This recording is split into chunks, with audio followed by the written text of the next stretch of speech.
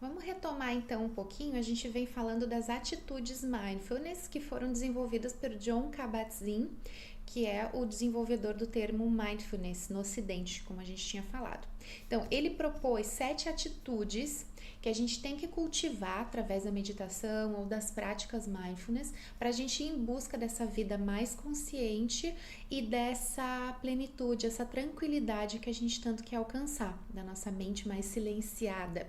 Então, a gente falou do não julgar, que é a principal, que é sair dessa posição de julgar tudo, de colocar tudo em caixinhas de categorias, que a gente tem esse costume, e conseguir olhar para as coisas, para as situações de uma maneira um pouquinho mais neutra, sem tentar categorizar como bom, como mal, isso eu quero, isso não quero, isso é bonito, isso é feio, né? Tentar ter um olhar um pouco mais limpo para as coisas, né?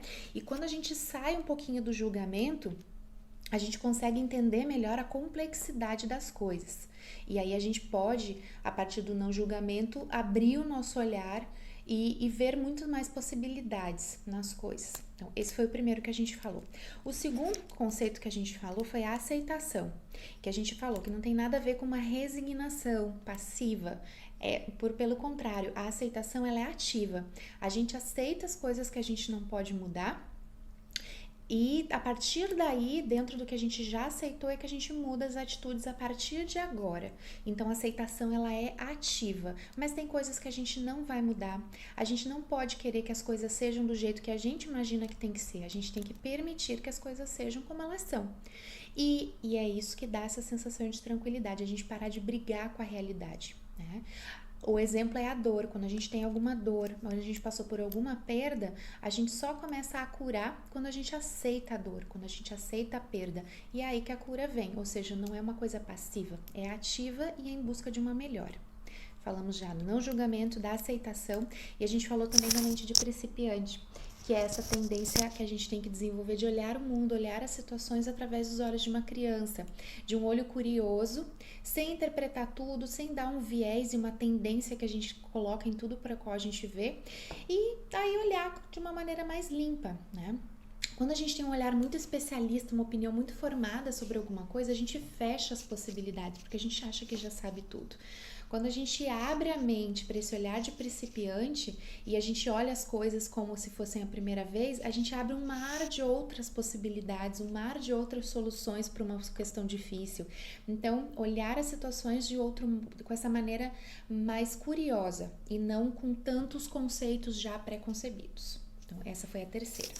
E aí, a próxima que a gente vai falar agora a gente já falou, foi o deixar ir. A gente deixar ir as coisas, a gente não se apegar às coisas que não nos fazem bem. Sejam a conceitos, sejam a ideias, sejam a relações que não nos fazem bem. Então, é o deixar ir. É a diferença o tal do let it be, né? Deixe estar, deixe ser. E aí você solta as coisas que não estão te fazendo bem. Os dois termos que faltaram a gente falar antes era a confiança e a paciência.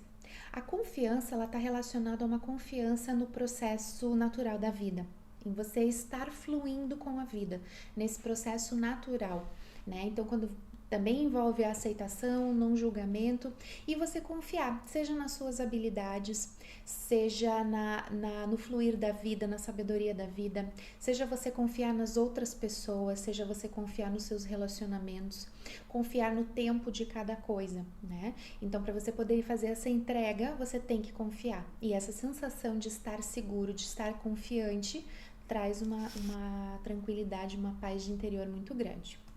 E a paciência, que é quando é o contrário da gente querer apressar as coisas, querer que as coisas aconteçam no nosso tempo, é a gente querer forçar a barra para alguma coisa e não ter a paciência de esperar o que necessita ser esperado, de não dar o tempo dos processos se desenvolverem e fluírem como eles devem ser. E aí a gente acaba às vezes forçando uma coisa que não deveria acontecer ou fazendo com que alguma coisa vá mais rápido do que deveria e aí no fim nem sai tanto como a gente esperava. Então é a paciência, esperar o tempo das coisas, respeitar o tempo das coisas, né? E a última é o não forçar. A gente acabou que já falou um pouquinho do não forçar nas anteriores. Mas se uma coisa você tenta e parece que não tá ali, bom, de repente não é pra você.